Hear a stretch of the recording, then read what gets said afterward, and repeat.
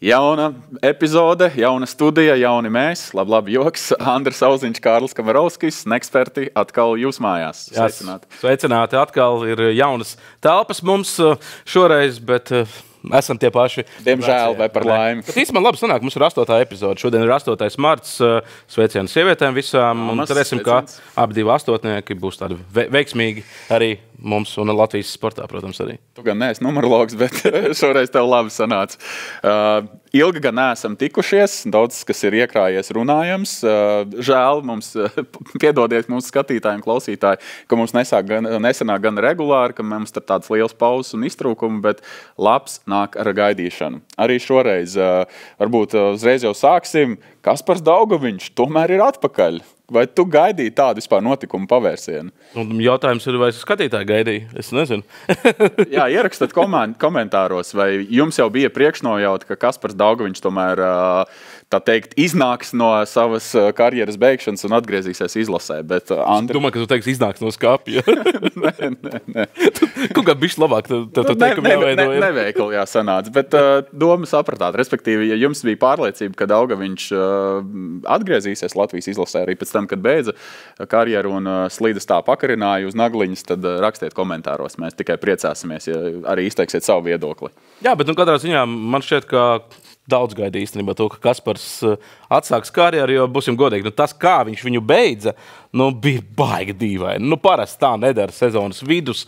Tu esi komandas līderis, kapteinis, apmaksātākais līgas spēlētājs, un tu vienkārši sezonas vidū pasaka, nē, tas bija baigais šoks, piekritīs. Tas bija tā dīvaini. Tas bija dīvaini, tas bija šoks un tas bija dīvaini. Tagad Kaspars ir atpūties, ir pasēdējis, bijis pie ģimenes, pasēdējis mājās, pabijis Latvijā, man liekas, ilgāko laiku, pēdējo, nezinu, cik 20 gadu laikā, iespējams, jo atceramies, viņš jau jauniešu gados taču jau bija arī Maskavas CSKA sistēmā un tā tālāk, tā kā viņš ļoti sen nebija tā vienkārši dzīvojis Latvijā, Tad, laikam ir restartējies, laikam ir izdomājis daudzas lietas un sapratis, ka vēl vajag.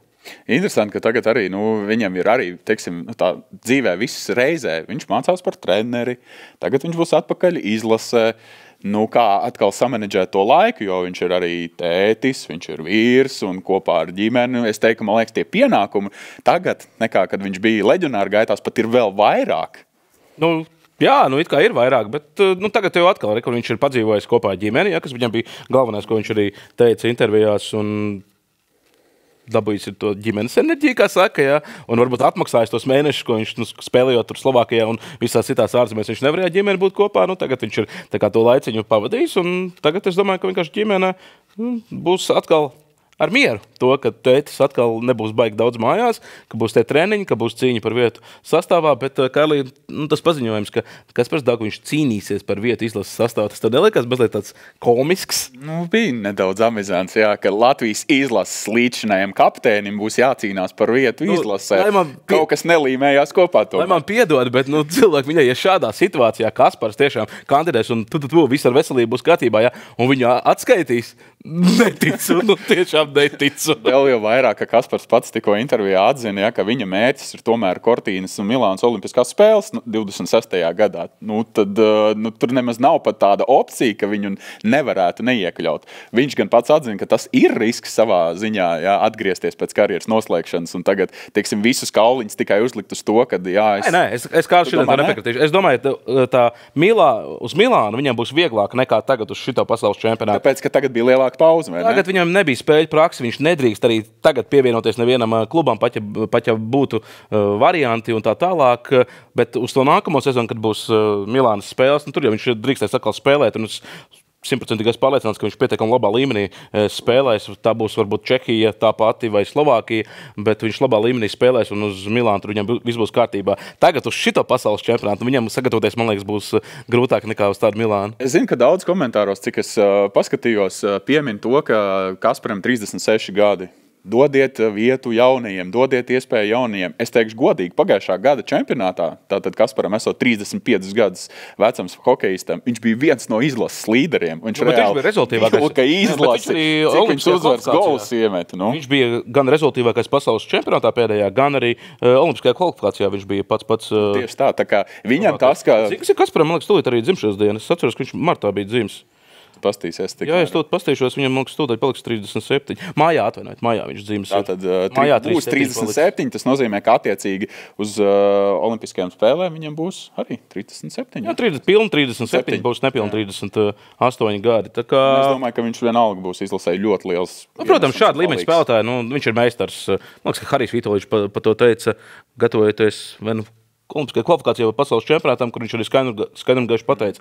Jā, Kaspars tajā brīdī spēlēja Slovākijā, Slovākija nav tā pasaules spēcīgākā līga, bet viņš arī tā pateica, bet Kaspars ir meistars. Vienalga, kur viņš spēlē, kaut vai tas būtu Latvijas čempionāts, jā, bet viņš ir meistars. Jā, un tādā vecumā, tādi vīri kā Kaspars, jā, varbūt arī tas ātrums nav tāds, kā bija kādreiz, ka Kaspars lidoja pa laukam, vairākumā viņš ir, Bet pieredze, viņš ir ģērbtuvē. Kāds spēlētājs, kāds viņam ir respekts no citiem hokejistiem, to skaitā jaunajiem hokejistiem, tas, ka viņa klātbūtne ģērbtuvē kā tāda jau vien ir nenormāli liels pienesums un pluss. Nevēlt arī izlases treneris arī tikko teica, ka vairāk ir plusu to, ka Kaspars atgriežas nekā mīnus. Tā kā es pievienojos. Es saku, vairākumā vispār tas ir, viņš būs pirmajā vairākumā izspēlē. Noteikti, viņš ir neatņemama sastāvdaļa vairākumam. Esam redzējuši vairākumu bez Kaspara, tas nav. Tas ir divas dažādas pasaules. Latvijas izlases vairākumā ar Kasparu un bez Kaspara. Bet, ko es gribu pateikt, varbūt pa jokam, varbūt ne pa jokam, tad...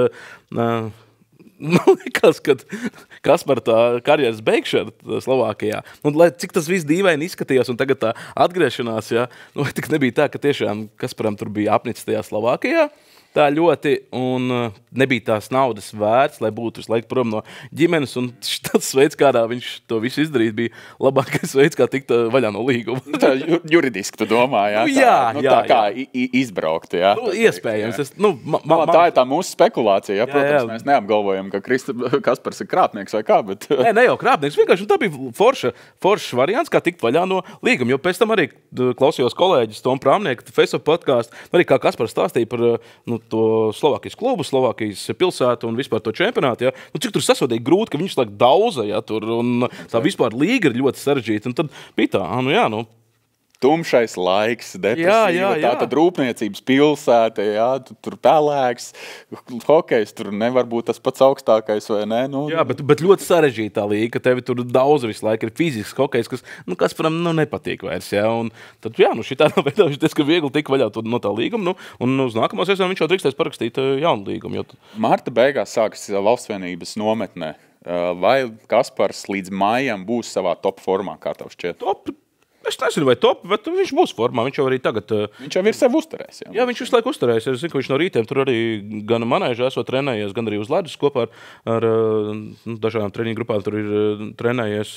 Tā kā tur, es domāju, tur viss kārtībā ir. Tu domā, ka nav pamata uztraukumam šajā kontekstā? Absolūti. Vienīgais, varbūt Kasparam pašiem būs grūtāk, ka tur nav tā spēļu praksa. Viņam tas ritms varbūt. Ritms nav, jā, bet tu sazini. Varbūt viņš uz svaigumu tagad varēs paņemt. Es tieši gribēju teikt, varbūt tas nostrādā pat par labu, bet, Kaspars būs atpakaļ, tas būs forši, bet smieklīgi. Es kaut kad dzirdēju, cik reizes tev viņš jau ir beidzis spēlēt. Jā, vai ne? Tad arī es tā padomāju, pēc Pekinas spēlēm Kaspars pateica, viņš nebeidz spēlēt, viņš pateica ar Dievas Latvijas izlasē, ka izlasē viņš vairs nespēlēs, jā. Tad tagad viņš pateica, ka vispār beidz karjeru pagājušā gada novembrī, tad tagad atgriežas. Nav jau tik traki. Mūsu kolēģis. Nav jau tur 5 reizes. Mūsu kolēģis Lotārs Maikls Džordans biežāk beidz karjeru. 100%. Tas gan, jā. Ja viņam bija beisbols un kas tik vēl nebija. Jā. Un viņš beigās pēdējais māks bija Vizardos. Jā, ka viņš bija daļais kluba īpašnieks. Jā, tā bija pēdējā sezona viņa NBA, jā, 40 gados.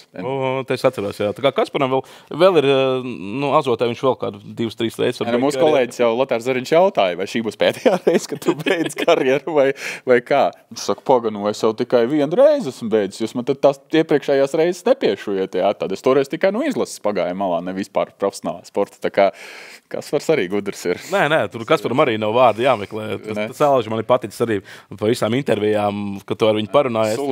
Sulīgi, viņš māk izteikties. Un, ja tev vajag kaut kādu mazu standartu, viņš arī standartu var pateikt.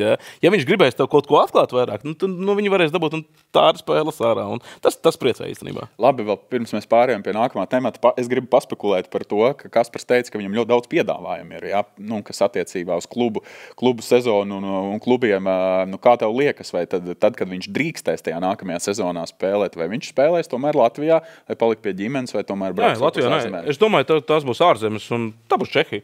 Es domāju, Čehija tā būs, varbūt Nē, es neticu, ka Slovākijā viņš atgriezīsies. Es domāju, ka tā būs Čehijas ekstra līga.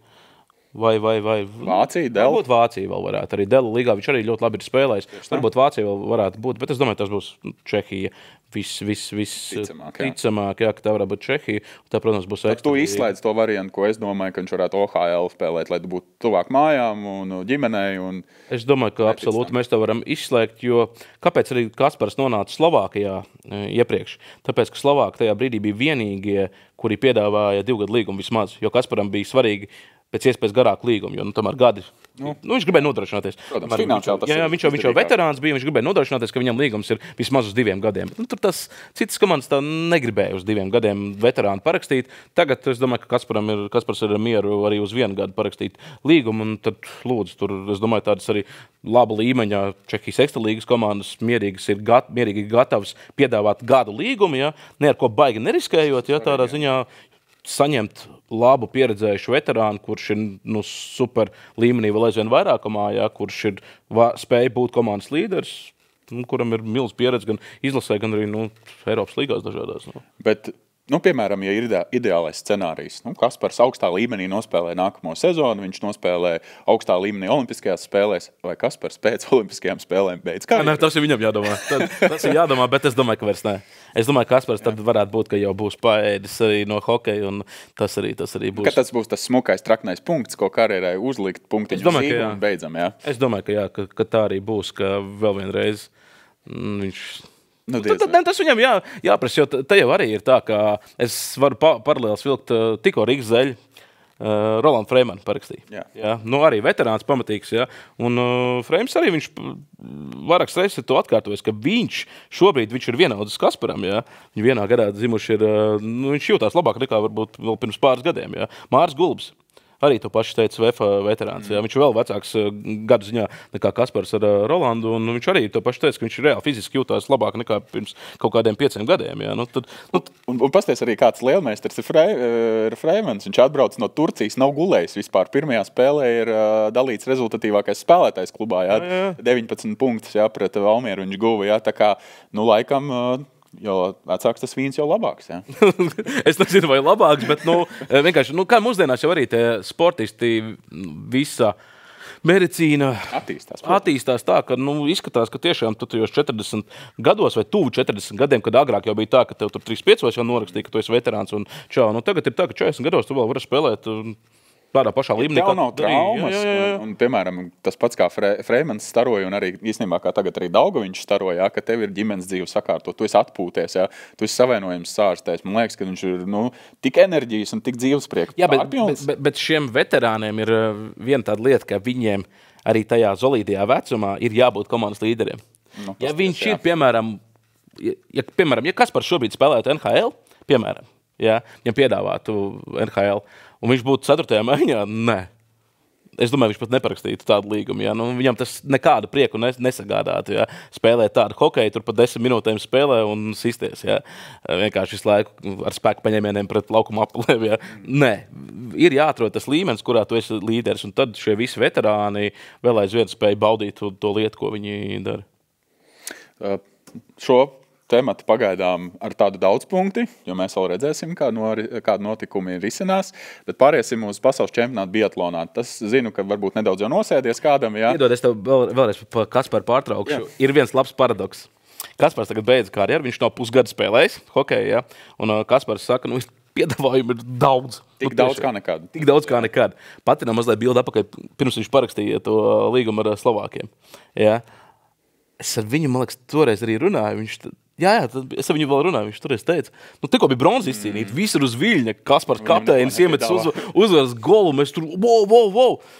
Reāli, bija tā, ka Kaspars teica, kaut kas ir, bet, reāli, švaki. Reāli švaki, jā. Ka visi tā kā ir iedomājušies, ka tagad bronzas komandas kapteinis, uzvaras gola autors un tā tālāk, jā. Piespēles autors, atvainojiet, jā. Rubīns, protams, iemeta pēc Kaspara piespēles un... likās, ka tagad jau būs atkal Kaspars tur Eiropas top 3 līgu parakstīs. Nē, nav, vienkārši nebija piedāvājumi. Līdzīgi jau mēs arī varam vilkt paralēlis ar Šilovu, turnīra MVP likās, tagad būs Vankūvers 1. numurs. Vispār. Nē, labi, tas tur citādāk. Labi, bet tomēr, saprot, kā tas parastais cilvēks domā, tagad tu esi tur Everest virsotnē uzkāpis, tagad tu tur būs top vecs. Tomēr pasaules hokejā cilvēku uz citām lietām. Jā, tās lietas ir pamatīgi mainījušās. Piemēram, kā agrāk bija, kad brauc uz izlases pelnīt līgumu. Jā. Es vēl tagad ir nesačakarēt līgumu. Atcerieties tādi, tie, kur varbūt kur gados mūsu klausītāji, atcerieties tā Grigorijs Pantaļējevs. Viņš NHL paspēlēja, Bostonas Bruins. Un viņš katru gadu uz izlases atbrauca, nospēlēja labu čempionātu, dabūja pietiekami labu līgumu Aležā un baigi forši. Bet viņam vienmēr bija tā, ka viņš dabūja to līgumu. Sezonas pirmā puse tur viss normāli, vēl sezonas otrā puse tur neaizakos decembris. Tā, ka vai nu viņu atlaiž, vai tur viņš ir rezervists, pilnīgi nekā. Apmēram. Tad viņš atkal atbrauc uz izlasi, pienāk pavasaris, atkal tas pats notiek. Tāds ir Rīķidāns. Jā, un pēc čempionāta viņam atkal piedāvā pietiekami labu līgumu, labu līmeņu komandu, un tad atkal Grigorijs ir uz urā, atkal sāk sezonu, atkal nekas baigi tur nesanāk, un atkal tas pats. Jā. Tad vairāk gadi tiešām viņam tāda bija. Sevišķi, kad jau viņam bija ap 30, jā, protams, nevar slēdzināt, ka viņš bija jaunais. Bet tie laiki ir tik mainījušies. Kaspars piemērs ir klasisks piemērs, ka vairs tā nav, ka tu čempionātu baigi labi nospēlēji, un tad tagad tev būs tāda piedāvājuma jūra, ka tu varēsi izvēlēties. Daudz reizes mums nav bijis arī, ka NHL mūsu spēlētāji, kuriem tajā sezonā, starpsezonā beidzās NHL līgums, ir pateikuši izlasē nē, jo viņi negrib satraumēties. Tā kā tu saki, tie laiki pilnīgi mainījušies. Jo viņam nav līgumu, ko apdrošināt. Un ja tu gadījumā traumējies, tad... Lai cik mēs mīlētu savu valstu un izlasi, tas rēķins nesamaksā. Tomēr ir pamatdarbs un pamatmaizīt arī ir jāpelna. Jā, tā bija tā mana replika. Jā, viss kārtībā. Tad tagad pārējot uz biatlonu. Biatlonu? Vai mēs neturpinām ar hokeju arī? Man liekas par hokeju, jo mēs tā kā prognozējam, ka Kaspars nonāks Čehijā. Mēs varam par Čehiju parunāt. Labi, tad turpinām ar hokeju. Traumaka kungs pilnīgi neticamā veidā pēdējā spēlē savācot 5 rezultatīvās punktus. Turklāt nevis tikai pēdējā spēlē. Pēdējā periodā. Pēdējā trešdaļā, tieši tā. Trešajā periodā. 3 vārdi, 2 rezultatīvas piespēles kopā sezonā, 23 vārdu guvumi, 28 rezultatīvas piespēles, 51 punkts un Čehijas ekstralīgas top skorers. Pirmo reizi? Vienkārši. Reiz Latvijas labākais top līgu skorers tiešām. Tev tas neliekas kosmos. Vispār tas stāsts arī par to, ka pēdējā spēlē, turklāt viņu pārstāvētā komanda pēdējā periodā, trešajā periodu uzvarēja 7-0. Jā. Vienkārši traki. Tas ir baigi labi, man ļoti patīk, bet atcerēsimies iepriekšējo sezonu, viņam bija 21 vārdu guvums. Arī labi. Jā, tagad ir 23, bet atšķirība tāda, ka viņš ir pieplusojis pērnējai sezonai 11 bija rezultīvas piespēles, tagad 28 rezultīvas piespēles. Un tas kāpums ir... tas ir baigais kāpums. Kāpēc tā ir? Tāpēc, ka pagājušajā sezonā viņš jau pieteica sev kā supervārdu guvēju, ka viņš no tā iemetiena punkta vairākumā. Tur lika vienu golu pēc otra sanāk no labā iemetiena punkta. Tur one-timers neapstādinot ripu. Uzreiz lika iekšā kastē, kā saka, un šogad drosmīgi pievērs viņam uzmanību. Un viņam nācās mainīt savu spēli, kas ir atkal labi, jo viņš kļuva daudzpusīgāks. Viņš nebija vienkārši cilvēks, kā te, piemēram, pat to pašu Ovečkins saka, viņš mak tikai vienā punktā stāvēt, un tad tur tikai likt no pretējā iemetiena apļa, un tā tālāk. Tad Traumaks ir dažādojis savu spēli un parādīs sevi kā vēl iespējīgāk, manuprāt, uzbrucēju pārsteigums. Es teikšu tā, pēc tiem izteikumiem, ko Traumaks teica arī par Jaromiru Jāgru, ko viņš stāstīja. Jaromirs tieši to bija solījis viņam pagājušajā sezonā. Ja? Jo Edvards jau negribēja palikt Kladno komandā. Tā bija pārliecinoši vājākā komanda un nekas jau tur baigi negāja. Arī tagad viņi palika pirmspēdējie. Regulāri. Bet tas jau ir tāds progress. Viņi pagājušajā sezonā bija katastrofāli pēdējie. Viņi bija pirmspēdējie. Jā, un tas ir baigi normāli, ka Jāgris solīja, piepildījās un tagad tikai jāskatās. Jāgris vēl tur bija solījis, ka viņš tikšot atpakaļ uz Nacionālo hokeja līgu. Ja? Es arī par to tev gribēju jautāt, jo man tas Traumaka spēles stils, man liekas, es jau to vienreiz esmu teicis, Marcel Hoss atgādina, ja, Rīgas Dinamo Ziedu laikos, ja, ka tu vari tāds spēks, ja, tajā metienā un vispār tā fiziskā puse, ja, ka viņš tur var izgrūstīt, var arī labs slidojums, ja, laba vispār vārtu izjūta, ja, ritīgais skorers, tad tu zini, ka tas cilvēks tev atnesīs tos punktus. Vai nu viņš iemetīs tev to goliņu tajā spēlē, kas var izmainīt to spēles ritējumu vai atdos to rezultatīvā piespēli. NHL? Reāli? Nav reāli. Viņš jau ir bijis NHL redzeslokā. Viņš ir bijis. Viņš arī AHL pietiekami labi ir spēlējis. Viņš Providencā, bet viņam tur bija baigais savainojumi toreiz, kāpēc arī viņam nesanās tajā Providencā tur noturēties tā kārtīgi. Dažādi tur bija. Un plus vēl arī, protams, ka Viņam bija AHL līgums tajā brīdī, tikai AHL līgums. Un tur no NHL nosūta lejā, un automātiski tiem, kuriem tikai AHL līgums, un tie tur paliek pie sasīs sils un gaida vienkārši, kad tos ar NHL līgumu atkal pasauks augšā, jā, un tad grūti. Būsim godīgi. Ziemeļamerikas hokejs ir gaļas mašīna. To daudz ir teikuši arī mūsu tie hokejisti. Jā, bet vai viņš uz NHL tagad uzreiz tiks? Es domāju, ka pēc šādas sezonas divvirziena līguma ar NHL kādu klubu viņš var izsist sev. Bet mums tikko ir piemērs. Uvis Palīnskis bija Čehijas ekstralīgas rezultatīvākais aizsargs. NHL līgums, NHL čempionē, ja viņš spēlē. Pagad, tas ir iespējams. Un arī vecums. Uvis 28 gados, man liekas, ka Edvardam arī ir 28 šobrīd. Nē, Uvis ātrākais būs. Uvis ir 96. gads. Tad viņam bija 27. 27, 26, jā. Viņam bija Traumaks ir gadu jaunāks par Uvi. Tagad Traumakam sanāk, ka tagad ir 28. Jā, šogad paliks 20. Vienāk sakot, tad tas vecums nav šķērslis. Ja tu esi laba līmeņa hokejists un tu esi sev pierādījis tādā stiprā līgā, kāda ir Čehijas līga, tev ir iespējas arī pat taisno uz NHL nokļūt. Ir iespējas. Domāju, ka viņš tiešām divvirziena līgumu var izsist. Vienkārši šeit ir atkal jautājums tādā vecumā, vai tu esi gatavs braukt uz... Pat 4. mājiņu sistēs. Jā, sistēs pat 4. mājiņu apmēram, jā, un ar divvirziena līgumu, kad, tevi tur... Mētā un tev nekāda garantija. Nevis mētā, bet tu sāksi sezonu AHL, piemēram, jā. Un tad tālāk... Skatīsimies, jā. Un tā tālāk.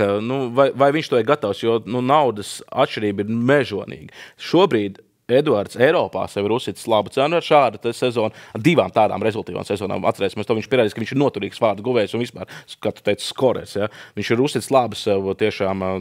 Tulkojumā vārdu mašīnu. Jā, tieši tā.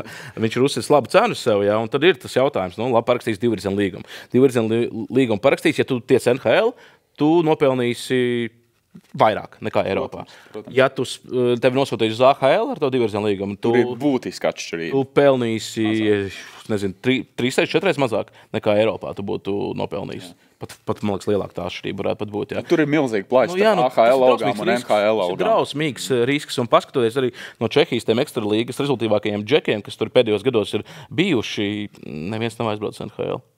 Neviens. Man vislielāko bija Filips Hitils bija. Viņam 72 rezultātātes punkti bija sezonā. 72 rezultātātes punkti. Vienkārši liekas neticami, vai ne? Viņš aizbāz nākamajā sezonā? Uz Šveici. Labi, jā, tas arī labs tramplīns. Jā, nevis uz Nacionālo hokeja līgu, jo acīm redzot arī, negribēja riskēt. Ne vēl tur Rudolfam Balceram, kas to pārtrauc, ir ļoti labi šobrīd, man liekas, Cīrihē. Jūtās, vai ne? Un, teiksim, visi tie pārējie džeki, kas tur bijuši, arī Daņo, tur Slovāks ir bijis viens no rezultīvākajiem. Arī viņi palikuši tajā pašā Čehijas ekstralīgā. Labi, tur nerunāšu par Plekāņiecu, par Ružičku, kas ir veterāni, jā. Un tā tālāk viņi arī tur ir bijuši rezultīvāko sarakstu galvgalību. Viņi arī palikuši tur pat tajā ekstralīgā. Viņi jau ir izspēlējušies, teiksim tā, jā. Tas arī noteikti ir. Nav tā gluži, kad... Ja tu esi tur Čehijas ekstralīgas labākais vārdu guvējs vai rezultātīvākais spēlētājs, ka nākamajā sezonā... Automātiski jau garantēts nekas nav dzīvē, ka tu brauc uz NHL un tagad tur būs. Nenotiek tā dzīvē. Tev pievērš uzmanību, jo tu esi tomēr skautu redzeslokā. Nē, viennozīmīgi. Ko es teicu? Ja viņš grib, Edvards, es domāju, viennozīmīgi, viņš pusi no NHL komandām divvirziena līgumu mierīgi var dabūt. Mierīgi. Nekāda problēma. Jo... Viņš arī AHL strādā ļoti labi, cik viņam bija tās iespējas. Viņš ļoti labi, man liekas, arī parādīs. Viņš taču ir ļoti laba līmeņa hokejs, un viņam patīk tas arī Ziemeļamerikas stils. Rēķina, viņš taču visas universitātes gadus viņš tur ir izgājis. Viņš jau, man liekas, 15 vai 16 gadu vecumā bija štatos. Jā. Tā kā viņam tas hokejs iet no rokas. Varbūt pat tuvāks, jā, tiešām, kā Eiropas hokejs. Jā. Tā kā tur nekāda problēma, jo viņam nebūtu arī adaptēties. Bet vienkārši vai viņš pats to grib, un vai ir jēga riskēt. Jā. Nezinu. Teiksim, Rodrigo Abolam paveicās. Bet atkal viņš tagad nospēlējis ir jau 10 spēles. Jā, bet viņš AHL, tagad viņi izsauc atkal. Jā, baigi forši, viss kārtībā. Bet, ja tur nebūtu paveicies, jā, ka viņi tajā pirmajā reize, ka viņš izsauc, varētu arī būt tā, ka viņš nospēlēt visu sezonu. Man liekas arī, ka Rodrigo arī, teiksim, snieguma ziņā baigi ieskrējies. Viņš AHL šis nogrieznis 10 spēļu, viņam bija ļoti veiksmīgs. Tā kā man prieks arī par Rodrigo sniegumu vispār gan AHL, gan NHL. Es domāju, ka viņš ir labi iecementējis tās savas pozīcijas šobrīd vismaz pagaidām. Ko? Tas par Traumaku? Jā, bet tad varbūt, ja turpinām... Viņš jāliek vairākumā Harijam Vitoliņam? Pilnīgi noteikti. Es saku, ja tāda vārdu mašīna mums ir, tad ir jāizmanto. Ja mums ir tāds hokejists, ja, kas var to ripu dabūt, kaut vai ar gaļu vārtos, bet var dabūt, ja, jo kas tad gala beigās visā sportā ir svarīgākais rezultāts, ir vissvarīgākais. Jā, protams, bet kurā vairākumā viņu likt? Otrajā. Viņš spēlē tajā pašā pozīcijā, kur Kaspars Daugaviņš. Es domāju, ka tad viņš vairākumā parasti. Tāpēc, ka Kaspars ir daudz vairāk ar izlases sasniedzis, tad šobrīd pagaidām Kaspars paliek pirmajā vairākuma virkojumā un tad Edvards otrajā. Otrajā, jā, Čehijas ekstra līgas labākavā. Labi, Haris, lai domā mūsu vietā. Mēs esam dīvāni eksperti, tad lai profesionāļi domā, kā vajag labāk. Skatīsimies. Gan viņi pieņems pareizo lēmumu, jā. Bet, ja pa hokeju, tad varbūt paturpinam par mūsu ziemeļamerikāņiem. Te izskanēja runas, ka varbūt Teodoru Bļugaru Vancouver aizmainīs, tomēr tas nenotika. Bļugars tagad pēdējās 2 spēlēs ir gūs vārtus. Ko tu vēl par mūsu NHL džekiem var pateikt, kam ir varbūt vērts vēl pievērst uzmanību? Jā, par Bļugaru, es pat gribētu, lai viņu aizmaina. Tu domā, ka tas, ka viņš būtu tikt aizmainīts, labāk iespēja kaut kur parādīt? Protams, ja viņu tagad aizmainīs, tā būs stiprāka komanda un labāka komanda nekā Kanaks. Kanaks pagājušajā sezonā bija neticami labi, jā, un labi. Man liekas, ka tas mājiņu deadlines tagad noslēdzās, kad viņi varēja. Jā, bet es saku, es gribētu, lai viņš būtu aizmainīts, jo tā būtu labāka komanda vienkārši. Un Vancouver, es cerēju, ka viņi būs labāk šogad. Bet es laikam arī saprotu, viss tās vārdsarga problēmas, ka likuši Šilovas sezonas sākumā neaizgāja labi Lankinens, tur pavilka komandu, un iespējams bez Lankinens būtu Kanaks vēl zemāk. Štruntīgāk viņi būtu, tad Demko ir, tur atkal nav, tur atkal ir, tur atkal nav. Tur atkal Šilovs parādās. Tad viņš izšauja vienā mačā, un tad varbūt atkal netika veiksmīgs sniegums. Tad atkal visi latvieši saka, Šilovs labi nospēlē, viņam jāpaliek. Jā. Lankinens sūtam pirmais numurs. Lankinens pateica, kad neparakstīs līgumu, jā. Pagāja 2 dienas, jā. Izcīnīja savu algu un parakstīja. Izcīt savu ilgtermiņu līgumu. Ļoti liela cipara arī. Kas tad tagad notiek, jā? 4 gadu 20 miljoni, vai kaut kas tam līdzīgs, jā? Čali, kuri... Es nezinu, kā lai pasaka, izvilka no nekurienes, ja, kurš, nezinu, pie halas sēdēja, vienkārši vārdsāka forma. Tu labi ķerības, mēs to ņemsim. Tieši tā. Un viņš paņem izkaugrēja pasaules čempionāta MVP, ja, Artūru Šilovu, un viņš taču Somijas izlasē spēlēja šajā 4 nāciju kausā, kur reāli labākais sastāv bija. Ja. Ko? Atvaino man. Tāds drusku tālestīts stāsts. Es pirms sezonas, es biju dzirdējis tādu uzvārdu, bet es par viņu neko sīkāk nezināju. Tiešām, es biju dzirdējis, jā, ka ir tāds, bet tas arī viss. Bet redz, tas ir arī labs pierādījums, cik profesionālajā sportā viss var strauji mainīties. Ja tu izmanto savu iespēju, tu vari tikt pie naudiņas. Jā, man ja runājam par latviešiem, man patīk Tampa Bay. Jā, Girgensonam, protams, tur tā loma ir tāda, kāda viņa ir. Bet viņš dara to savu melno darbu. Mēs jau to reķinājāmies. Mēs jau reķinājāmies. Un arī Zemgus savā, arī jau veterānu vecumā, jau 30, šogad 31 gads jau. Zemgumu, jā, tad viņš arī parakstīja ilgtermiņa līgumu ar, principā, minimālo summu, jā, vienkārši, lai būtu garantēts. Komandā, kas pēdējo 10 gadu laikā ir bijusi visu laiku viena no pretendentiem. Tieši tā. Kausu, jā, tā kā tur jau arī, es domāju, tam Zemgumu tas skatījums uz to, kur viņš aizgāja, bija skaidrs, un mums arī bija skaidrs, ka viņš nebūs pirmo 2 maiņu spēlētājs. Protams, jā. Un tā arī ir, ka viņš arī spēlēs. Savreiz arī atkārtošos līdzīgi, kā tu sāki. Perfekti savs lomas izpildītājs un darītājs. Neko pielikt, neko atņemt, un es domāju, ka komandai viņš ļoti svarīgs spēlētājs tieši savā amploā. Jā, tie, kur toreiz balsoja par zvaigžņu spēli, tie nekad nebūtu iedomājušies, un nekad 2025. gadā mēs runāsim, ka Zemgus ir lomas spēlētājs jau 11 gadus 4. maiņā, vai ne? Kas to būtu iedomājies, vai ne?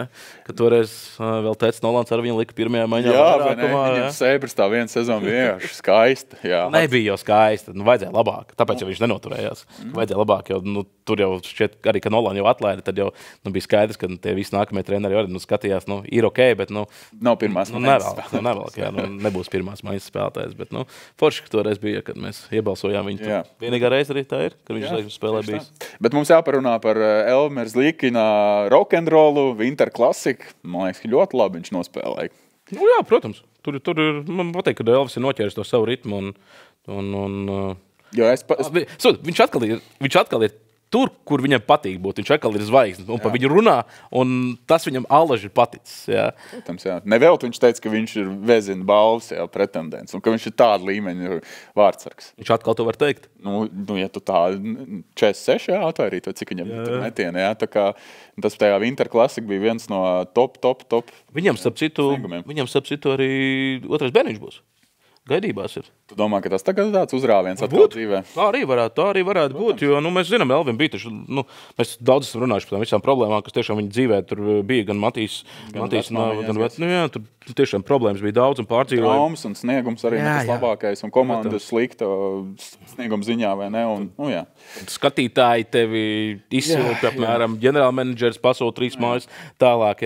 Tur bija apstākļu kopums, kas bija slikts, nenolieksim. Protams, tagad ir viss atkal tā kā nostabilizējies, nostājies, viņš atkal ir zvaigzne, atkal pa viņu runā, bet jau pavisam citā kontekstā, kāds viņam atkal nenormāli patīk un ceļš pārnos visu laiku. Un, viss kārtībā. Es domāju, ka viss ir forši. Man gribēsies redzēt, Kolumbus, ko es jau prognozēju, ka tomēr bišķi pietrūktai play-offos spēlētu. Tuvu šobrīd bet es jau toreiz neatkāpšos no vārdiem, ka, manuprāt, bišķiņi pietrūks, lai viņi tiktu play-offos, atbrauc Šilovs un Elvis Merzlikins. Tad es gribēšu redzēt, kurš ir pirmais numurs un kurš nav pirmais numurs un kā viņi sadalīs to spēles laiku, jo nesen, piedod, ka es tev pārtraucu, nesen Harim Vitoļņam jautāju šo jautājumu. Viņš pateica Merzlikins. Viņš pateica Merzlikins. Tā kā es domāju, ka tas šobrīd nav baigi mainījies. Ņemot vērā, ka Elvim ir kopumā stabila sezona, spēlē viņš daudz. Labā ziņa arī zin kāda. Ja gadījumā tiešām tā notiek un ir Elvis un Artūrs atbrauc, un Elvis sāk un viņš ir pirmais un tā tālāk. Labā ziņa ir tāda, ka Artūrs pēc sava rakstura spēs to sagramot. Mainītās lomās būtu. Elvim ir grūtāk to sagramot. Noteikti viņam grūtāk. Lai gan arī tagad pie tā reāli psiholoģiskā tonus, kāds viņam ir tagad, es domāju, ka Elvis arī tagad varētu sagramot. Ka viņš tomēr varbūt ir otrais aiz Šilova muguras. Bet katrā ziņā viņam to izdarīt ir daudz grūtāk nekā Artūram. Jā, bet varbūt atkal būs modelis, ka ja viņi būs abi, tad viņi dalīs vienkārši tās spēles, tādi draudzīgi. Parasti jau tā nav. Pasties pēdējos čempionātus visus. It kā treneris saka, ka dalīs, bet Artūrs Irba ir vārdsarga treneris visu čempionātu. Principā ir tā, ka mēs nedalām spēles laiku. Mēs tiešām, ja iet vienam, mēs viņam arī nākamo dodam. Viņš nevar pastaigāt, bet dodam tāpat nākamo. Tā kā Gudim, pat Slovākija, cik viņš 10 kilograms ūdeni zaudē, vispār cilvēks par knapi pelpot varēja, man liekas, iznes viņu no bet es saku, paskatoties, arī tu 23. gada bronzas čempionāts, tas pats precīzi bija. Šilovs bija numur 1 un pilnīgi tur ne cits jautājumi, pat mums nebija. Tur tā kā, nav tā, ka mēs baigi esam miksējuši tos vārdsargus. Taisnība. Bet, toties man vieši cerības tas, ka uz Milānu Kortīni, mums ļoti spēcīgi vārdsargu līniju un, vismaz par to man nav jāsatraucās. Kurš tad būs mūsu vārds? Kurš sargās vārds? Labi, tā ir baiga labā lieta, bet ko tev dod, piemēram, 3, reāli šobrīd ir 3 super vārdsargi. Gudim ir vispār arī Delās izcils sezonu. Viņš reāli būs labākais līgas vārdsargs. Delā Vācijas augstākajā līgā, tad būs Šilovs un Merzlikins. Ko dod tev 3 labi vārdsargi? Tad dod vienkārši lielāks galvas sāpes, kuru tu tagad šodien liktu, kuram uzticēties visu čempionātu un ko mēs tikko arī visu runājām. Es būtu priecīgāks, ja mums būtu, piemēram, viens Elvis, ar šādu sezonu un 2 labu citu vārdsargu vietā mums būtu 2 super uzbrucēji. Bet es paskaidrošu, kāpēc mans sirds ir mierīga un kāpēc es varbūt nepiekrītu tev, jo, ja mums ir 3 augstu līmeņu vārdsargi, lietas, kur grib, labi nospēlēs, labi nosargās. Es vairāk uz to skatos. Tas ir labi, bet ja man būtu jāizvēlās, tad sākās dilēma, vai ne, kuru tad? Tad labāk es izvēlētos, ka mums būtu 2 papildus, kādi super līmeņu uzbrucēji. Vai aizsargā, viens aizsargs, viens uzbrucējs. Apmēram vēl viens Balinskis un vēl viens, Daugoviņš vai Trauma. Lūdzu, noklonējiet, mēs tikai priecāsimies. Apmēram, tad es būtu varbūt priecīgāks, jo šobrīd, tiešām, mums ir 3 izcili vārdsargi, kā tur būs čempionātā, nezinu. Vēl varbūt īsi par Uvi Balinski, tur komanda veikusi tur vairākas maiņas, šobrīd viņš tā kā nosēdināts malā. Kāda nākotne Uvim izskatās? Būs viņš tiks atkal pie teikšanas, jau pietiekami, manuprāt, stabili, viņš sezonu aizvadīja un daudz spēlēja, vairāk nekā 50 spēles viņš bija nospēlējis, un tad tagad uz play-offi Pantērs bruņojas, tu, protams, ka grib cīnīties atkal pa Stanley kausu, vai mēs redzēsim Uvi tagad sezonas izskaņām play-offos? Es tev pašu jautājumu varētu uzdot. Zīlēt kafijas biezumos? Apmēram, jā. Es tiešām nezinu, jo manuprāt, viņš arī ir labi sev parādījis. Tieši tā, viņam ļoti spēlēt arī nevienādos sastāvos šajā sezonā, bet ir jau tāda tendence arī tie pašā Nacionālajā hokeja līgā, ka viņi tiešām uz play-offiem iemaina Plus vēl vienmēr, piedod, es tev īsi pārtraukšu par to, ģenerāla menedžerim, tas taču uzdod jautājums, kāpēc tu liec 6 miljonu aizsarga, ja to gribēju tieši teikt. Tev ir reku pa 2 vai pa miljoniem. Loģiski, ka tu liks to, kas pa 6 miljoniem. Jā, pēc tam pateikt, kāpēc tu iemainīji čalu, kuram jāmaksā 6 miljoni, kāpēc viņš sēž soliņu. Un tas to arī Kāras Vitoļņš ir daudz teicis, ka ļoti izteikti NHL ir šis biznesa puses. Protams. Tas ir ļoti izteikti, tāpēc arī Uvis tajā pirmajā sezonā tur nespēlēja. Lai gan viņš spēlēja labi. Jā. Precīzi tā iemesla dēļ, ka vienkārši viņš bija lētākais aizsargs un visu tad sēdi. Viegli var pat uz AHL. Jā, un tieši tā, un tev nav jāmaksā NHL alga tajā brīdī toreiz viņam. Jā, viņam bija 2 virzieni, tagad viņam 1 virziena līgums, jā. Protams, tā kā, es nezinu, katrā ziņā viņš būs tur tuvu, noteikti, būs tur un pie pirmās iespējas viņš leks apakaļ, bet kā tur būs, es tiešām nezinu. Grūti noprognozēt, jā. Bet katrā ziņā vēlam veiksmi gan Uvim, gan vispār mūsu NHL-istiem, lai ir jaudīgas sezonas noslēgums. Un cerēsim, ka it kā hokeja fani, ka mūsu hokejs tiks playoffos, bet atkal kā izlases fani, kad viņi netiks, un mēs viņus redzēsim izlases kreklā. Atkal šī tāds duālās tās sajūtas. Šogad, kur ir, mums ir šī brīža čempioni ar Balinski, Panthers, un, kā jau es teicu, man vēl Tampa Bay ļoti patīk. Tā kā es ceru, ka būs abi divi un būtu baigi forši. Tu domā, ka Latvijas pret Latviju finālā, ja tu gribi? Viņi nevar finālā. Viņi konferencē vienā. Jā, Floridā. Pat vienā štatā. Pareizi, jā, tad konferences finālā viņi var. Jā. Kaut kā tā viņi var tikties viens par to otru tiešām savas konferences ietvaros. Tas ir labs komandas, tā ir tā labā ziņa. Tā ejam tālāk. Beidzot trēknu punktu mēs hokejam pieliekam. Pa MMA?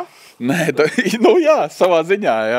Es jau tāpēc tev jautāju, drusku varbūt emocijas ir nosēdušās, kādam jau aizmirsies pasaules čempionāts biatlonā Šveicē. Tu biji uz vietas, jā, pusotru nedēļu, tu redzēji visu, kas notiek, bet vispirms par to konfliktu un tad par sportisko pusi. Andri Auziņi, vai tu Andrejam Rastargujam nozag slēpes un šo konfliktu izraisīja? Un beigās, ka Britis sakaujās, jā.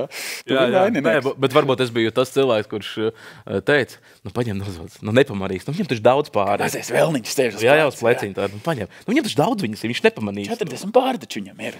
Nē, tas konflikts trausmas. Kā galvenais, Nē, labi, nekad jau tur nav bijuši baigi super draudzīgās attiecības. Tas pats Andrejs arī ir bijis ļoti, es pat nemāku pateikt tagad kādu vārdu. Politkorekti, jā, tā. Nav viņš bijis patīkamākais cilvēks Latvijas biatlonā. Viņš ir straujas dabas cilvēks, varbūt mēs tā varam. Straujas, bet ir bijuši tie visi ultimāti, ka es tūlīt pārstāvēšu Austriju, man tur ir piedāvājumi, ja man nebūs tas un tā un šitā te. Un 15. 16. gadā, kad Baiba Bendika sāka rādīt supersniegam, viņa 15. gadā, pareizi atceros, Kanādas posmā bija 5. vietā, ne no kurienes vienkārši, pēkšņi likās, un tad Baibai arī jau sāk, viņa bija jau top sportisti tajā laikā, un arī sāk, protams, savas prasības, viņa arī, taču man vajag to, un viss kārtībā. Un tad man ir tāda sajūta, ka jau no tā brīža jau tur tās attiecības nebija baigi labās, jo pirms tam mums bija tikai Andrejs, jā, un Andrejs, kā jau teicu, bija dažādi arī ultimāti un dažādas runas un tā tālāk. Viņš bija numur 1 un viss, jā, un tad bija otra nometne parādījās, jā, kurai arī super rezultāts sāk rādīties un baigi labu un brīžiem pat labāk, varbūt nekā Andrejam, jā, un tā tālāk. Un tad man liekas, ka tur jau kaut kā nebija tā. Saka, ka tās mazās sēkliņas jau tad tika iedēstītas. Es domāju, ka jā, un es saku, nebija jau tās attiecības tur baigi labās arī pirms tās saķeršanās fiziskās. Es tev piekrītu, ka varēja jau redzēt, ka it kā ir Latvijas biatlona izlasa komanda, bet patiesībā katrs pa sevi.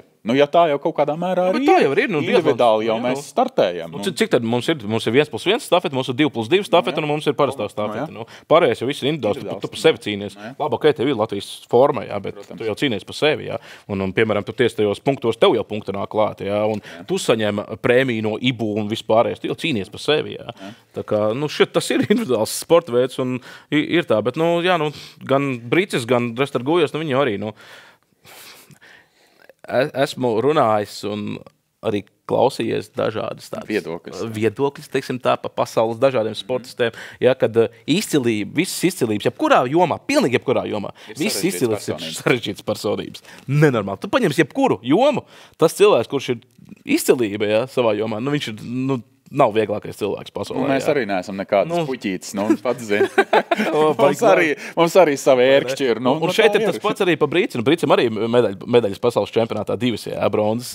Un Andrejam ir sudrabs tagad no pagājušā gada, un arī top sportists. Viņš ir Latvijas mērogā un arī pasaules mērogā. Brīcim jau tas pats bija. Viņi arī savā jomā bija izcilības, vismaz uz Latvijas kontekstā. Es saku, nav jau paši vieglākie cilvēki. Un, tas viss, man žēl zina, kas ir tas, ka tas uz āru iznāca. Jā. Manuprāt, šādas lietas vajadzēja paturēt iekšā, bet te atkal attaisnojoši iemesls, nevis attaisnojoši, bet tādus tā kā uzslavēja Andrejam Rastargujam. Viņš ar to nāca klajā pirmdien. Jā, tātad viņš deva potenciālu laiku. Jā, konflikts bija ceturtdien. Ceturtdienas vakarā bija konflikts. Viņš nāca klajā ar šo informāciju pirmdien.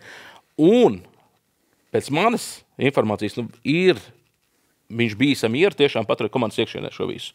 Ka, lūdzu, izdarām visu, sakārtojam lietas un tā tālāk, bet nācīm redzot, tas nav noticis. Un tajā brīdī Andrejs laikam ir... Uzskatīja, ka tas ir pēdējais piliens un nav citu variantu, kā nākt klajā ar šo paziņojumu. Jā. Bet, es saku, tur būs baigi grūti. Vislielākais mīnus, manuprāt, šobrīd vispār biatlonam ir tas, ka es neredzu biatlona vadībā šobrīd cilvēku, kas spētu normāli nokārtot šo te konfliktu. Tā diplomātiski, lai abām pusēm viss ir labi, un ka tā tiek nogludināts tas viss. Es neredzu šobrīd biatlona vadībā nevienu cilvēku tādu, kurš to spētu izdarīt. Jo šobrīd Andrejam ir pilnas tiesības darīt tā, kā viņš pateica, ka viņš netaisās startēt, ja viņš redz Ilmāru Brici komandā. Saprotam, Bet tādas pašas tiesības ir Baibai. Pateikt, ka es nestartēju, ja man nav mans treneris. Mans treneris, tieši tā. Un Esteris treneris un Elzas treneris, kas tagad ir jaunās mūsu tādas uzlācošās zvaigznītes. Un tas šeit ir, abām pusēm ir pilnas tiesības teikt. Kā tur to visu atrisinās? Es nezinu. Es ļoti ceru, ka beigās būs tā, ka tiešām vīrišķīgi abi apsēdīsies, gan Ilmārs, gan Andrejs izrunāsies, paspiedīs roku un viss būs kārtībā. Tieši tā, un arī pa tām slēpēm, Andrejam ir savi argumenti tiešām, kas norāda, ka viņam it kā ir taisnība, bet ir arī pretēji tie argumenti. Es tiešām nezinu. Tev neliekas, tu piedod, ka es tev pārtraucu vienkārši. Es, arī klausoties visu, tu biji uz vietas, es nebiju uz vietas, bet klausoties tur daudz cilvēku viedokļus par šo visu situāciju, man liekas, ka patiesība ir kaut kur pa vidam. Tieši par to pašu konfliktu kā tādu. Ka visticamāk, Andrejs bija uzvilcies un pateica varbūt kaut ko skarbāk, ko varbūt nevajadzēja Ilmāram pateikt. Ilmārs atkal nesavaldījās, kas nebija pareizi, un tur bija šī saķeršanās. Bet saprat īstenībā Ilmāram Bricim, ka viņš arī, saprat, vienalga, kas tur notika, kas nenotika, tavu versiju, un vispārējais, tas, ko Ilmārs izdarīja, nebija pareizi, un viņš arī to ļoti ātri saprata, paņēma atkāpās. Jā, tas gan, jā. Ļoti pareizi. Tagad, kā būs tālāk? Tas ir cits. Tas ir atkarīgs. Nevēl arī pat Ilmārs pats intervijā pateica, tas nebija labi, bet tas bija pareizi. Tad viņš saprot, ka nebija lāga šis situācijas, tas risinājums. Protams, bet es saku, šeit būs ļoti grūti. Es diemžēl neredzu biatlonu vidē cilvēkus to spētu visu nokārtot. Es tiešām neredzu. Un vēl jau arī tas, ka Ilmārs Bricis tomēr ne tikai bija treneris, bet viņš daudz arī ar slēpju testēšanu palīdzēja izlasē. Saprot, tas ir tāds puzuls, gabaliņš, kad kopā viss ir ok, ka mums ir kopbilde, bet izņem vienu gabaliņu ārā, kaut kas nav īsti kārtībā, kaut kas nestrādā. Šeit arī interesanti ir tas, ka Ilmārs Bricis jau bija, viņš arī IBU ir norādīts kā sieviešu izlases treneris Latvijā. Tad šeit atkal, ja mēs mēģinām to konfliktu nogludināt, Andrejs pateica, ka kamēr Bricis ir izlasējis, nestartēju, bet tad jau var pateikt, pagaid, bet viņš jau nav vīriešu izlase, tu pārstāv vīriešu izlase. Viņš jau sieviešu izlasē, tā. Labi, es pats saprotu. Es ļoti ceru vienkārši tiešām apsēdīsies, bet šobrīd saku, tur lai to kaut kādu kopsaucēju atrast, tur baigi smuki būs jāstrādā. Un es nezinu, kurš būs tas vidutājs. Es tiešām nezinu. Es neredzu ne prezidentu, ne ģenerālsekretāru, ka viņi varētu būt vidutāji. No valdes Baiba broka, bet viņi jau uz Latviju nebrauc. Viņi nevar braukt uz Latviju. Tur ieliks pa kukuļu ņemšanu, Tur jau tā lieta, ka viņi jau nevar braukt. Viņi ar Zoom var tikai pieslēgties attālināt, jo šobrīd viņi ir Dubajā un, kā tu teici, kā viņi atbrauc uz Latviju, tā teorētiski, viņi ir jāapcietina. Tā kā es tiešām nezinu, kurš, vēl varētu Inters Berkuls varbūt. Es nezinu. Varbūt Berkuls varētu būt kā vidutājs, bet arī viņš ir Andreja cilvēks. Viņš ir Andreja bijis visu karjeras posmā. Jā, tur jau tā lieta, kur tu skaties, tur ir vai no Baibai, vai Ilmāram, vai Andrejam. Nu, kādam ir kaut kāds savu cilvēku, jo vienkārši tā vide ir tik šaura, jā, tā biatlona. Jā, nu, saku, un taisnība un tiesības šobrīd ir gan vienai, gan otrai pusē šobrīd. Nu, tāpēc es teicu tev, Andri, ka man liekas, ka patiesība ir kaut kur pa vidam. Nu, jā, bet atrod to patiesību. Tur jau tā lieta, ka viens jau vismaz no tiem iesaistītajiem, visi jau tās kārtas galdā neliek. Visu laiku man tāda sajūta, ka kaut kas tiek noklusēts. Visu laiku, kad jā, viņi varbūt iekšēnē zina, bet uz āra katrā ziņā kaut kādas varbūt detaļas netiek šobrīd izklāstīts. Jā, nu, es ļoti saku, ka viņi varēs turpināt strādāt kā līdz šim, ka nebija nekādi draugi, tiešām, bet savas lietas darīja. Piemēram, tas pats Ilmārs taistāja Andreja slēpes, jā, pateicis, šopā arī jāslēpo un vispārējais, jā, un Andrejs startēja, jā, nu, viss baigi normāli, jā, tādā ziņā arī tas pats Britis ir pat skrējis trasē, palīdzējis arī Andrejam. Ir palīdzējis Andrejam, tur uzmudrinājis un tā tālāk, kad draugi nav viņi bijuši, jā, bet savu profesionālu darbu jāspēj ir kaut kādā veidā veikt. Es ceru, ka tā būs. Es nelieku viņiem tur draudzēties tiešām. Jā, protams, jā. Bet labi, pavisam īsi arī par sportiskiem rezultātiem. Tu biji uz vietas, vai tevi kaut kas patīkam pārsteidz arī no tāda rezultāta aspekta mūsu biatlonu izlasē? Renārs Birkentāls un Ester Wolf ļoti, ļoti patika un pārsteidza. Renārs sprintā, Ester arī sprintā un vispār par viņas sniegumu, kopējo vispār sniegumu pasaules čempionātā man ļoti patika. Ja paskatāmies, ko Ester tagad 19 gados ir paveikusi, Baiba kaut ko tādu sāka darīt 23, 24 gados. Baibai gan bija pretarguments, ka viņas laikā nebija tik daudz attīstīta, jā, viss tehnoloģiju un tā. Tāpat tas ir zīmīgi. Tas zīmīgi, bet tas ir iespaidīgi, ja skatāmies. Jā. Pat ja tiešām viņi ir labāks, varbūt tehniskais nodrošinājums un tā tālāk. Bet tur īstenībā interesanti tas, ka, piemēram, ar Baibas slēpēm es zinu, ka mācas buliņas. Pietiekami daudz sacensības aizvadījuši. Baibai bija līgums ar Fischeru, un viņi tur deva un savas slēpes un drīkstēja dot un tā tālāk. Jā. Atkal par slēpēm, jā. Vai ne? Bet Esterē nedara Baibas slēpes, Esterē garāk. Esterē nedara, un Estere pārsvarā piedalās ar savas ģimenes pirktiem slēpēm, kuras var nopirkt veikalā, kuras, jā, ir dārgas, bet tās tomēr ir klāsi zemākas nekā tās, kuras dod Fischers pēc līguma. Jā. Tātad tu saki, ka vēl ir vieta, lai vēl pieliktu, ja dabūtu vēl labāku inventāru? Es domāju, ka jā, un es no Esteres arī sapratu, ka ir jau viņa sapazīstināta ar Fischeru to izplatītāju galveno, kur arī tur jārunā par visiem šitiem līgumiem, un ka, ja ne šogad, tad nākamās sezonas kontekstā, jā, mēs varam gadīt, ka arī Estere tiks pie pasaules līmeņa slēpēm. Jo es sapratā, ka ir kaut kādas slēpes, ko no Baibas viņa ir lietojusi, ja, bet fiziski viņa ir garāka nekā Baiba, viņa tas slēpes arī automātiski vajag garāks nekā varbūt Baibai bija. Tā kā, arī tāda tendencija ir, bet šobrīd vēl Estere nav noslēgus līgumu, bet sarunas ir bijuši iepazīstināti. Punkts numur 1 labākas slēpes, jā, profesionālāks, un otrs stabilāks šaušana. Un tad būs, man liekas, vispār viņi būs zvērs. Bet viņi jau diezgan stabili īstenībā šauja. Kā kurā? Lai man piedod Baiba, stabilāk nekā Baiba. Labi, sorry, Baiba, jā. To gan viņi pat arī publiski arī pat ir atzīst, ka ir problēmas ar to šaušanu. Tā ir. Viņa cik ātri bija Baiba Bendi, kā jaukto pāri stafetē ar Birkentāli, 9. vieta. Man liekas, viņi vienkārši lidoja trasē. Es negribu neko teikt, bet tā varbūt arī bija viena sēkliņa tajā visā konfliktā, kas izraisījās, jo Andrejs bija pieteiks tajā stafetē kopā ar To tu gan biji klāt un tu dzirdēji uz vietas. Ne jau dzirdēju, bet es dzirdēju, ka tajā vakarā tur bija tādas... Tas bija trešdienas vai otrdienas? Trešdienā pēc sacensībām, pēc individuālajām sacensībām, biatlona klasikas vīriem, es vēl Andrejam arī intervijā prasīju, vai viņš brauks, tad varēja saprast no Andreja atbildes, ka viņš negrib to 1+1 stafeti nākamajā dienā. Tad es prasīju treneriem, ko mēs liksim, jo tur bija pusstundu laiks līdz tam saucamajam deadlineam, ja, ka tev jāiesniedz saraksts ir. Un pateicu, Andrejs būs. Un tā doma bija tāda, ka Andrejam es sapratu, ka neviens nebija tā kā teicis, ka viņš būs... Nebija, respektīvi, konsultējušies. Jā, nebija. Bet bija treneris pateicis, ka liekam Andreju sarunāšu ar Andreju, bet Andrejs esot uzzinājis, tur esot bijis skandāliņš. Esot bijis skandāls, un Andrejs esot atteicies. Jo Andreja arguments bija par to, ka viņš ir slimojis, un viņš tomēr grib masu startam gatavoties, un tas viņam ir svarīgāks. Jā, un šeit, tur arī esot bijis skandāliņš, un Andrejs pateica, ka ne, un tad es pat nezinu īstenībā, kā tā mūsu izlase samainīja, ielika Renāru. Jā, pēdējā brīdī jau Birkentāls. Kādā pēdējā? Tur nedrīkst jau vairs mainīt. Vai tad stundu pirms sacensībām vēl nevar pēdējos? Nē, tev iepriekšējā dienā bija 17:30 pēc Šveices laika bija deadlines. Ka tev jāpiesaka sastāv, bija pieteikts Andrejs. Tu IBU iesniedz, un pēc tam tu nevari neko mainīt? Tur drīkstot mainīt ar attaisnojošu iemeslu. Piemēram, ārsta zīme, slimība, tur trauma. Kaut kas tam līdzīgs. Kā musēja tur tika galā, ko viņi tur pateica, ka ielikām Renāru? Es pat nezinu. Es tiešām nezinu. Jā, bet, tad, respektīvi, tu saki, ka dienu pirms tā ceturtdienas konflikta, kad Andrejs ar Ilmāru saķērās, bija jau viens cits bišķiņš. Jā, bet tas bija vienkārši tā, ka Andrejs pateica, ka nē, nekādā gadījumā, un visu, un pateica, ka lai maina.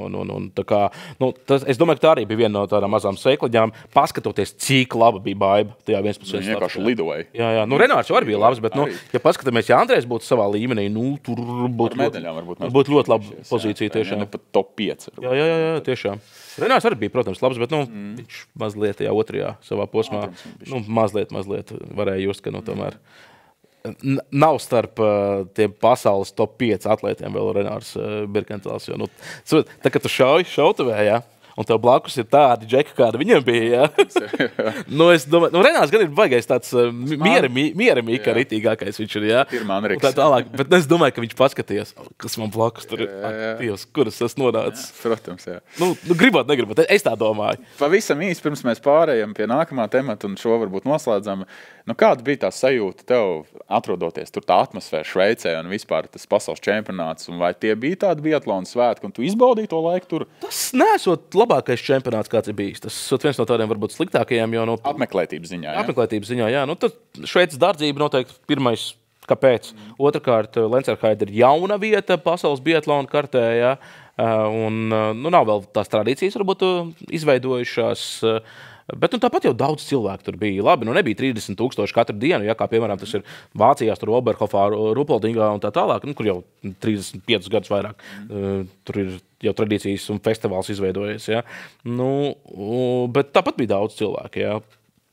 15-20,000 varbūt tomēr bija visas dienas garumā. Ja. Tā kā, forši. Man patika. Izbaudīji, ja? Es izbaudīju, man patika, viss bija baigi patīkami, forši, bet, tie cilvēki, kuri ir bijuši uz citiem pasaules čempionātiem, teica, nepārāk. Nesot tas, ka tomēr tajās klasiskajās vietās, Antholts, kas ir Itālijā, jā, vai tur tāpat, ko es pieminēju Vācijas, jā, ka tur tomēr esot foršāk.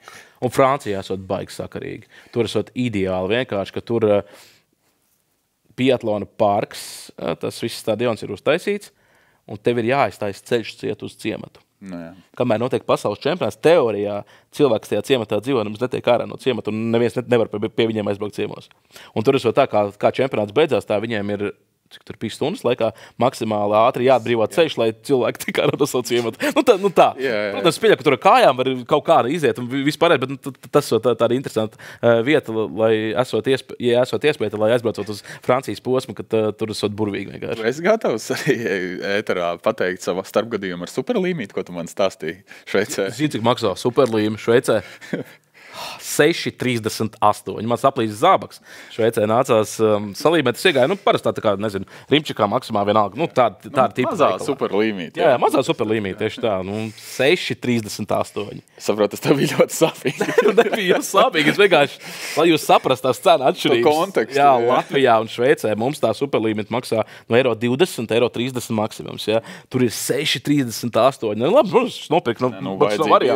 Jāpērk, ne? Protams, nopirku skatījumā, bet vienkārši, lai saprastu to dārdzību, ko es arī pirms tam teicu, kāpēc varbūt tik daudz cilvēki no citām valstīm, ne Šveices, neatbrauc uz to pasaules čempionātu skatīties, un tā dārdzība tur ir. Un visparastākais McDonald's. Maltīt McDonald's, jā, cik tu stāstīji? Jā, trēķini 25, 28 franki, €30, tas ir kaut kāda 3 pat. Par 2 burgeriem varbūt un dzērienu, jā. Nē, gluži 2 burgeri. Tur ir tas kaut kāds lielais komplekts. Paēst tu vari, bet €30, jā. Jā, kaut kādā €30 tev ir jārēķinās. Tā kā, salīti. Interesanti. Protams, Šveicā jau cits salgas, kā saka. Tas labi, jā. Bet, tas tā tīri kontekstā vienkārši. Pāriesim uz basketbolu. Kamēr tu biji Šveicē, es biju aizgājis uz Latviju-Spāniju, uz Eiropas čempionāta kvalifikācijas turnīru spēli. Brīnišķīga atmosfēra, vairāk nekā 11,000 skatītāju arēnā Rīga, vai nu jau Xiaomi arēna, vai Xiaomi, kā nu tur jāizrunā. Xiaomi, jā, kā nu ir pareizi, bet Latvijas izlase. Tev likās, ka ieiesies cilvēkiem? Neieiesies. Es domāju, ka nē. Tikko teica arēna Rīga. Jā, tur ir tā. Es domāju, ka vieglāk ir. Tas kaut kādās šitās visās Amerikās un vispār Rietumē Eiropā, kur kapitālisms ir, jau nav izdzīvojuši sociālismu laikus. Tur laikam iet šādu veidu nosaukumi arī tādā sadzīves runāšanā. Bet es kaut kā, man neticās, ka aizies, ka mēs kaut kad pēc kaut kādiem, nezinu, pieņemsim 5 gadiem, teiksim, tu biji Xiaomi? Nē, es mūžos āmeni teikšu, ka es biju arēnā Rīga. Nu. Es arī domāju, ka nē, tas neaiziet. Un pat ja tas vārds būtu, nezinu, kaut kāds citādāks, vieglāks, nezinu, Pepsi, Coca-Cola vienalga, jā, tad arī neaiziet. Diez vai. Nu, lūk, bet Latvijas izlase 6 uzvaras kvalifikācijas turnīrā, 6 spēlēs, 100%, tā teikt, bilance. Nu, man liekas, ka ļoti, ļoti skaisti mēs uzlikām tādu punktiņu uz I pirms čempionāta, kas notiks pie mums Rīgā. Nu, jā, es katrā ziņā biju priecīgs par to, ka neskatoties uz to, ka mums it kā turnīrā neko nevajadzēja, jo mēs esam rīkotāju valsts, mēs esam tāpat garantējuši vietu fināla turnīrā, ka mēs to latiņu turējām un mēs cīnījāmies par uzvaru katrā spēlē, un it īpaši pret Spāniju, labi, Spānija tur bija ar 4. 5. sastāvu varbūt, bet mēs reāli viņus nopērām. Nu, viņiem nebija vispār varianti. Man viens paziņa teica, ka mēs piesmējām spāņu bērnus. Jā, nu, kaut kādā mērā tā to var teikt, jā. Bet tik traki bija, viņiem tur tiešām bija nepilngadīgi arī? Nu, viņiem tur bija ļoti jauns sastāvs, un Latvijas izlasē bija ļoti spēcīgs sastāvs, spēcīgākais, kāds mums vispār kvalifikācijas ciklā bija vispār novākts. Tā kā, nu, es teiktu, tur bez variantiem. Bet jaunie spāņu talanti, viņi tur ir 18 un 19 gadīgi, vai tur jau 20? Jauni džeki, no ACB līgas jauni džeki, bet talantīgi. Viņi jau patiesībā spēles pirmajā daļā ļoti līdzīgi turējās Latvijai pretī. Tas lūziens jau bija tikai 3. un 4. ceturdaļā, ka Latvijas izlase aizskrēja, jo tur Rodions Kurucis plosījās, tur viņam vispār dzīves spēle, 28 punkti, un tas arī tik saldi, ka viņš pēc tam intervijā mums arī teica, ka spēle pret Spāniju viņam bija jo īpašāk, atceramies, ka Rodions jauns esot aizbrauc uz Barcelonas sistēmu, un tad tagad viņš Mursijā spēlē arī ACB līgā, tā kā viņam tas bija ļoti... Barcelonā viņam tur galīgi labi negāja. Ļoti draņķīgi viņam bija. Negāja viņam labi. Līdz ar to tad viņš, man liekas, tā, ļoti saldi. Kā mēs par Luku Banki stāstījām un Latvijas basketbolistiem, tad Barcelonā Rodion tur izčakarēja arī tīk. Jauniešu gados, jā. Un cik interesanti. Tas sanās tieši drafta gads viņam. Jā, un interesanti, ka tagad arī Rodienam bija 28 punkti, viņš sakliedz uz banki, ka viņi nomainīja, viņš gribēja 30 gūt, Tā kā, katrā ziņā mani, kā vēlreiz teicu, iepriecināja izlases sniegums, iepriecina šī uzvarētāja domāšana, mentalitāte, ka neskatoties uz to, ka it kā mums neko nevajag, mēs turpinam cīnīties par uzvaru, turam to latiņu. Bet jāgaida ir tagad izloze. Jā. 27. bija izloze. Jā, es tāpēc gribēju arī par to parunāt. Mums priekšā ir saucamie grozi. Latvijas izlase ir 2. grozā pēc spēka. Kāpēc mēs esam 2? Tāpēc, ka ranga punkti tomēr. Tas, ka mēs neiekļuvām olimpiādē, mums tomēr iegrieza FIBA rangā. Bet parasti, teiksim, visos sporta veidos dara tā, ka rīkotājs liek 1. grozā. Mums ir 4 rīkotāji, varēja visus rīkotājus vienkārši 1. grozā salikt. FIBA ir nedaudz cita sistēma, nekā tas ir. Labi, FIBA arī sieviešu kvalifikācijā bija brīnišķīga sistēma. Ar 4-2 netiec tālāk. Kur tas redzēts, ne? Vienkārši, kāds sakars tu? Jā, tas bija tāds diezgan dīvains. Jā, bet... FIBA ir baigi dīvaina organizācija. FIBA nevar ar ULEB vienoties, un tāpēc mums cieši viss basketbols, ka Eurolīgas spēlētāji bieži vien nespēlē FIBAs logos. Un, piemēram, UEFA un FIFA ir stingri un gaiši pateikuši, kad labāk ir jālaiž uz izlašu mačiem. Līdz ar to mēs vienmēr futbolā redzam labākos spēlētājus. Jā, bet atšķirība ir tāda, ka UEFA maksā klubiem. Jā, maksā gan. Tiem spēlētājiem, ja tu viņi palaid uz izlasu. Jā, par izsaukšanu maksā naudas. Tagad, vēl pie tam uz nākamo pasaules kausu miljardu. Ir atvēlējies, jā. Klubiem tieši par spēlētāju laišanu uz izlasēm futbolā. Bet labi, tā ir cita opera. Nesalīdzināsim, tur Zapiņa ar Porsche, varbūt. Bet gribu, lai mēs parunājam tomēr par to izlozi. Tātad Latvija 2. grozā. Kāda būtu tā nāves grupa un kāda būtu tā vieglākā grupa? Es tev ļaušu nāves grupu pateikt, un tad es pateikšu, kāda, man liekas, varbūt mums vienkārši parocīgākā grupa varētu būt. Ja mēs esam 2. grozā, mums nāk no 1. groza noteikti, es pat nezinu, Francija vai Vācija vai Serbija. Tur visas ir spēcīgas. Man liekas, ka Francija, manuprāt, ir spēcīgākā. no šīm te komandām. Olimpiskā vicečempiona, bet viņiem visticamāk nebūs Vembaņjāna. Jā, tas gan ir, un tam Vembaņjām, kā bija? Vembi vienkārši saka. Vembijs, jā. Es nekad neesmu varējis izglāt. Tāpēc es arī sauc par Vembi, jā. Es pat beigās pasaku to Vembu, un tad es norītās galotnes, jo es aizmirstu vienmēr. Tādiem žēl ir, bet nu labi. To spēlētājs zina, jā. Cik daudz tiešām ir tā, ka viņš nebūs vispār spēlētājs dzīvē vairs? Nu, medicīna ir stipri attīstījusies, un es neticu tam. Es ticu, respektīvi, šādam scenārijam, ka šo sezonu viņš izlaiž, viņš sakārto veselību, un viņš ir atpakaļ nākamā sezonu. Es tā domāju. Es neticu tam variantam, ka viņš beidz karjeru. Viņam ir tā pati problēma, kas bija Trombos Krisam Bošam, vai ne? Jā. Pirms 10 kaut kādiem gadiem. Viņam ir plaušās tur kaut kāds trombs vai kas, bet viņam bija laikam plecā, man liekas, atklāts. Es varu kļūdīties, varat paši pastīties, pārbaudīt, bet vienādi sakot, ar asinsvadiem ir problēmas. Un tur ir asins šķidrinātājs, noteikti. Jā. Nu, lai šķidrinātu trombus, tas loģiski būtu. Protams, jā. Okay. Jā, es ārsts, bet man liekas, ka tā ir, jā. Nu, jā. Tas ar dzīvībai bīstam būt, jā. Nu, saprotams, jā. Vienkārši veselība, protams, ir svarīgāka. Nu, jā, tad es ņemtu Franciju, nāves grupa. No otrā groza esam mēs, Latvija, tad trešajā grozā vislabākais variants, manuprāt, būtu Polija. Bet mēs nevaram, jo viņi ir rīkotāji. Jā, jo viņi ir rīkotāji.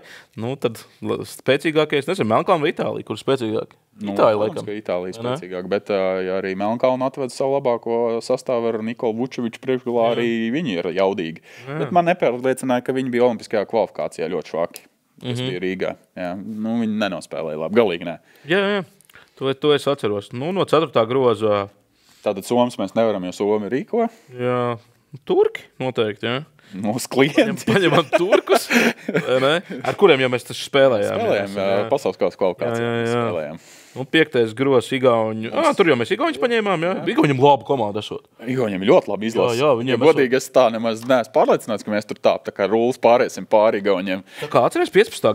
gadu. Jā, mēs viņus knapi vispār uzvarējām. Bet zin kā jau bija tā, ka, mēs vienmēr uz viņiem esam skatījušies basītī no augšas. Protams, mēs viņiem kājā apspēlēsim. Un tajā spēlē 15. gadā bija viņiem tur plus 20, viņiem pirmajā puslaikā es pat atceros, jā, vai pat vairāk pat vienu brīdi bija, es neatceros, viņiem trojkas tur baigi labi sakrita, jā. Bet tāpat man bija sajūta, ka mēs vinnēsim. Jā, es skatījos, tāpat vinnēsim.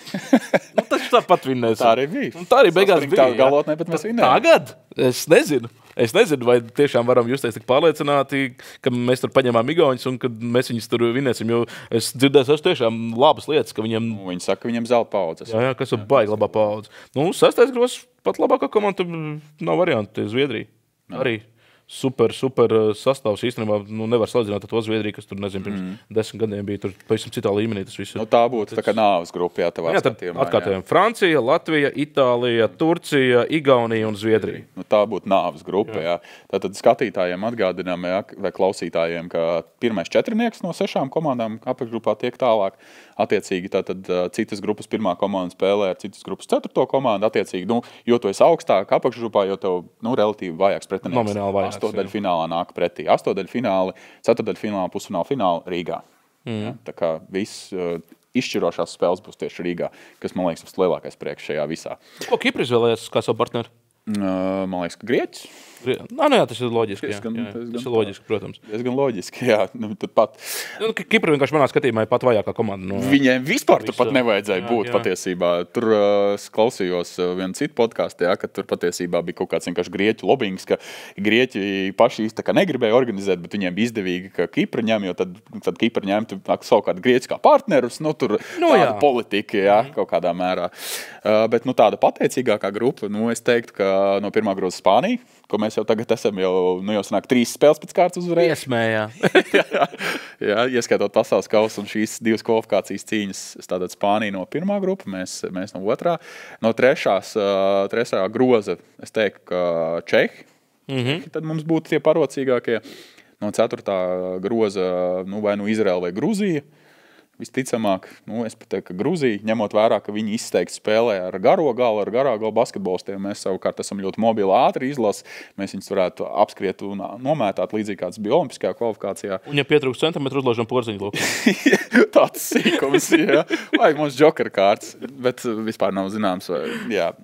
Vai būs Kristaps, nezinām. Ļoti ceram, ka būs mājas čempionāts. Cerams, ka veselība atļaus 5. grozs Igauņi. Tad attiecīgi visvājākā savukārt no tām atlikušajām, kas tad ir 6. grozā. Varētu Kipru ņemt, bet viņi ir rīkotāji, viņus nevar ņemt. Tad jāņem laikam Portugāli, jā. Islandieši arī labi spēlē. Islandē arī ir sakarīgi izlase. Tiešām sakarīgi. Un viņiem arī tā vietējā līga ir pietiekami labi. Pēdējos gados progresējuši. Tur labi džekīs spēlē arī ārzemnieki tajā Islandes līgā. Ļoti emocionāls brīdis, tur cita spēlē Latvijas-Spāniju, uz kur bija devies Jānis Strelnieks.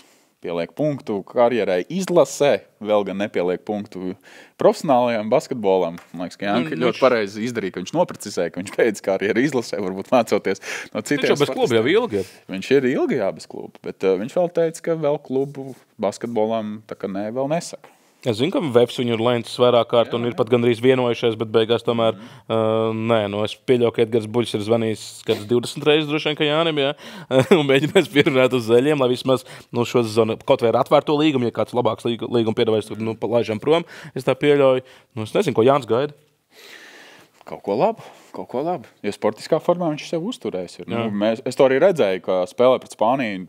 Labi, ļoti labi viņš uzspēlēja savās minūtēs 5 punktu gūt, arī tā pārliecība, tas miers, kādu viņš rāda. Šāds pieredzējis Džeks jau arī basītī, tur tūlīt sāksies sezonas izšķirošā fāze. Jā, mēs jau redzēsim arī Latvijā noteikti papildinājums no leģionāriem. Jā, ir šobrīd.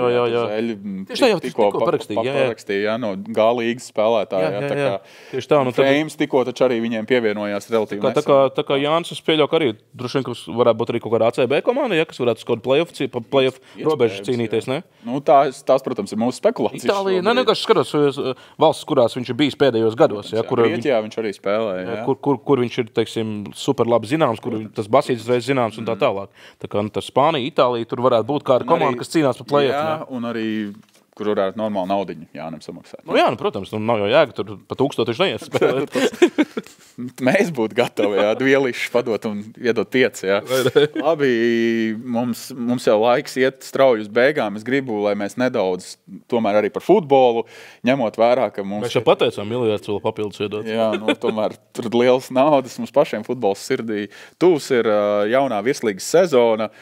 Ko tu sagaidi no virslīgas sezonas, vai tu sagaidi tikpat sīvu cīņu par čempionu titulu, kāds ir bijis iepriekšējos gados? Nē, protams, cīņa būs tāda pati, es domāju, tikpat sīva. Bet es drausmīgi gribu, lai tā plaisa nav tik drausmīgi liela starp abiem diviem Rīgas klubiem un pārējiem. Jā, nav 30 punktu starpā. Es negribu. Es negribu, kur Skotijas līgas čempionāta, kur ir Glasgow Celtics un Rangers un visi. Un tad ir plaisa, un tad ir Aberdeen un vispārējā. Bet es to ļoti, ļoti gribētu tiešām, lai tāda Auda Liepāja pievilkt klāt. Es biju uz Liepājas mājas spēli. Man patika. Labi, protams, meta pretī, turklāt meta, kas ir zaudējusi lielāko daļu savu pamatstāvu spēlētāju slēdzinām ar iepriekšējo sezonu. Andrim tomēr bija pavisam jauna komanda jābūvē šajā sezonā no ļoti jauniem futbolistiem. Bet tāpat tā Liepāja man ļoti, ļoti patika. It sevišķi Latvijas spēlētāji. Leģionāri bija labi. Kas jau bija zināms, ka viņi būs labi, bet latviešu spēlētāji man patika un mani pārsteidza, ka horvātu treneris, kas viņam tagad ir, kurš arī klubā bija pagājušajā sezonā, ka viņš uzticās latviešiem 5 latviešu pamatsastāvā. Tas ir ļoti pieklājīgi. Tieši tā. Tas vēl, protams, jāņem vērā tā kā, diemžēl, Valmiera izbeidza savu pastāvēšanu vismaz virslīgā. Kādas krāsas formas ir Audai? Tur var vilkt paralēls, Triks jau baigi nomainījies. Vienīgais tas, ka netrenējās Valmierā, tā teikt. Jurģis Kalns ir un NT Valmieras spēlētāji. Es tieši vienkārši gribēju teikt, ka nav Valmieras kluba, kurš nespēlē šobrīd virslīgā, bet tie spēlētāji, viņi jau ir izkaisījušies pa virslīgas klubiem. Un tas ir labi kaut kādā mērā, ka tad latviešu spēlētāji, viņi paliek tomēr tajā spēcīgākajā čempionātā un viņi var papildināt citas komandas. Es teiktu, ka no tāda turnīra kaut kāda spēka ranga, es domāju, ka tas ir tikai ieguvums. Ka tie spēlētāji, ka viņi nav aizgājuši projām uz ārzemēm, ka viņi spēlē šeit uz vietas. Un es teiktu, ka vispār virslīgas kopējais līmenis pēdējās sezonās ir stipri audzis. Jā, bet es labāk gribētu, lai viņi iet uz ārzemēm. Es gribētu, lai iet uz ārzemēm tās pats Varslavāns. Nevis, ka viņš paliek Audā. Jā, es gribētu, lai viņš paņem Poliju, lūdzu. Bet Latvijas top klubu var ļoti labi naudu samaksāt. Kāpēc tev braukt uz ārzemēm, tur spēlēt mājās? Šeit jau ir tā problēma arī tas viss, ko federācija izdomā par tām leģionāru maksas pacelšanām. Šeit jau ir tā lieta, ka mēs lēnām atgriežamies turpat, kur mēs bijām pirms 4 gadiem, ja pareizi varbūt 5, es vairs neatceros, ja, kad mēs pieņemām, Kaspars Goržs bija prezidents tajā brīdī, kad pieņem to pārējais posmu un pagāja brītiņš un pieņem šo te posmu, tā kā, kad 3+8 ir, ja, tāds leģionāru limits. Un mēs atkal atgriežamies turpat, ka vienkārši tu spēlē pamats sastāvā tikai tāpēc, ka tev ir Latvijas pase. Kaut kā, lēnām mēs atgriežamies vienkārši, un tu esi spiests latviešiem maksāt vairāk, un latvietis nav ieinteresēts braukt uz kaut kāda bišķi labāka līmeņa līgu, vai tā būtu Polija vai Čehija, Slovākija vienalga, ja, bet uz labāka līmeņa līgu, kur viņš būs leģionārs, kur no viņas spiedīs pēdējo sulārā katrā treniņā. Ja. Labākais paliek Rīga FC vai RFS vai Audā, ja, un lūdzu, un forši spēlē, viss kārtībā, nekāda vaina, vai Liepājā, viss kārtībā. Mēs kaut kur lēnām atgriežamies turpat, kur bijām. Un mēs tik ilgi cīnījāmies un diskutējām, lai mainītu to sistēmu, it kā izdarījām to, tagad tas viss ir tā kā panāks, un mēs atkal lēnām atgriežamies turpat, kur bijām. Es nezinu, man kaut kā nešķiet, tas baigi loģiski. Bet virslīgi būs labi. Es tieši gribēju teikt, Adrians Gula, Riga FC, labi spēlētāji, labi papildinājumi, jā. Džeks no Partizāna, kurš izīrāts aizmirst pēkšņi viņam uzvārdu, arī ļoti tāds talantīgs spēlētājs. Es jau... Vienmēr sakot, man liekas, ka tā intriga, daudzi, starp citu mūsu kolēģi žurnālisti, lika, ka Riga FC triumfēs. 12 lika, ka Riga FC, 8 lika, ka RFS un 1 lika Audi. Tā kā no 21 žurnāls bija, tā kā Riga FC tā kā galvenie favorīti, bet Riga FC tā spēle, ko es redzēju, es arī Antonijam Čermordijam šo jautājumu uzdevu, ka vai gadījumā šī Riga FC tas spēles modelis kaut kur neatgādina tos gadus, ka viņi 3 pēc kārtas triumfēja. Kad tas bija, pirmais tituls, ko viņi izcīnīja, ka viņi 1-0 lielāko daļu spēles vinēja. Un kaut kur man likās, ka kaut kas līdzīgs tas spēles stils varētu būt. Vienīgais, šai komandai vismaz superkausā, ko mēs arī redzējām, ir tā kā mēģina šausmīgi labu presingu spēlēt un agresīvu, jā, ko RFS diezgan smuki, jā. 3-1, tika galā ar to un sodīja par to agresīvā presingu, bet būtībā es nebrīnušies, tiešām būs daudz spēles virslīgā, kur Riga FC vinēs ar to 1-0, jā. Bet piedod, kas tev pārtārts, bet tev neliekas tas, ka RFS kaut kādā mērā nebija starpsezonas, ka praktiski viņiem bija tikai mēs jau par to visu laiku runājam. Kad 29 dienas, viņiem bija starp iepriekšējā sezonu un šo sezonu, ka tas, ka viņi patiesībā visu laiku ir bijuši tajā spēļu ritmā, ka tas viņiem sezonas startā ir daudz lielāks plus, jo viņi ir tajā spēļu ritmā. Varbūt tas sezonas otrajā pusē viņiem nāks paslikt, jo būs sagrums, bet man liekas, ka šobrīd... To mēs redzēsim, mums nevienai komandai nav bijis tāda pieredze. Vispār nevienai, arī pat tiem treneriem. Mēs taču, es preses konferencēs uz tām Eiropas līgas spēlēm prasījis šos pašus jautājumus, ka kā tur ir labāk, ko jūs darat. Un Moros jau arī pats vienmēr ir atbildējis arī tur, kad parunā kaut kur arī bez kameras. Es nezinu. Mēs jau neviens to nezinām. Mēs paši mācāmies gan fiziskās sagatavības treneri, gan taktiskie treneri, gan paši spēlētāji. Nevienam jau nav tāda pieredze, jā. Kā sevi saglabāt formā, ka tev ir visu gads, jā. Jābūt ir spēles formā. Tā kā vienkārši jāmācās, dari, mācies, skaties, pēti. Viss, tev jābūt tādam fleksibam un tādam, kurš spēj analizēt notiekošo. Ja? Ka šobrīd pastāst, ir noticis tā, tad pamēģināsim varbūt šādā virzienā. Ok, jā, labi. Bet tev nešķiet, ka varbūt pat vēl aizraujošāk cīņa būs nevis par čempionu titulu, bet kā tas ir varbūt top līgās tieši par izkrišanu, par to vietas saglabāšanu čempionātā. Jo tur... ir tie pretendenti, vairāk, es pat teiktu. Tur nemaz nav tā skaidrs, ka viens ir izteikts outsiders un losers. Bet tā jau vienmēr ir bijis, ka nav jau bijis tā sen jau, kad viens ir baigi izteiktais es tāpēc tas čempionāts ir interesants, tāpēc, ka ir pietiek intriga ne tikai par čempionu titulu, par Eirokaus vietām. Kā Daugavpilī, piemēram, klāsies Eirokausas, tas man nenormāli interesē. Jā. Daugavpils patīk. Man tas sastāvs patīk, man ļoti patīk, ka tur ir atgriežušies tieši viņu akadēmijas džeki, kur ir paostījuši gaisu, tur citur nav sanācis, varbūt tik labi. Jā. Tas pats Lizinovs vēl pirms 2 gadiem, tur bija jaunais spīdeklis.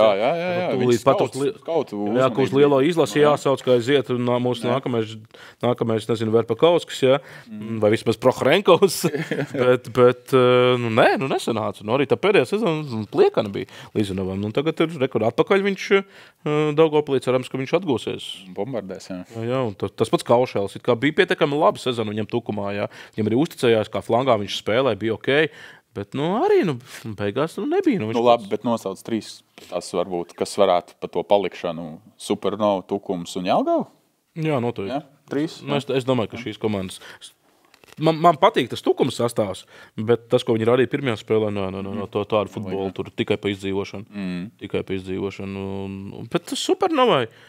Viņiem ir pat īstenībā ir pieklājīgs sastāvs. Jā, labi papildinājumi. Viņiem jau arī Ervīns Pērkons, kā treneris, super treneris. Viņiem jau baigi labi ir supernovai tas, ka Ervīns ir pasaucis tos savus Jelgavas spēlētājus, kurus viņš zina no A līdz Z, ar kuriem viņš iekļuva virslīgā, kurus viņš pazīst 10 gadus jau apmēram. Tur labi pārspīlē, bet viņš viņus visus zina un lielāko daļu viņš jau pagājušās sezonas vidū, jo viņš bija vienojies tiem spēlētājiem, ka, ja mēs, Jelgava izkrīt un mēs tiekam apakaļ, vai nāks pie manis supernovai. Un bija jau tur vienošanās jau tādas mutiskas. Nezinu, man Ervīns Pērkons ļoti simpatizē kā jaunais latviešu futbola treneris. Ar vispār svaigu skatījumu, jaunām vēsmām. Jebkurš jaunais treneris vienmēr patīk cilvēkiem un arī, katrs jaunais ienes kaut ko jaunu. Ja būtu viena te paša treneri, kas arī apnicīgi būtu. Apnicīgi būtu. Un tieši tā, cik tu vari uz to Tamas Pertī, kā viņš mokās ar 14. gada sistēmu skatīties. Vēl neko latviski nemāk pateikt. Jā, 14. gadā tā sistēma strādāja izcili, tagad vairs viņi nestrādā, bet viņš visu laiku mēģina to sistēmu. Vairs nav skonto laika. Vairs nav skonto laika. Lai vai cik viņš interesants būtu kā personība. Tad šeit ir jauni džeki ienākus vēl pēc tiem latvieši, kuri... Ervīns, man liekas, vēl nav pro licences nokārtojis, bet viņš ir tajos kursos.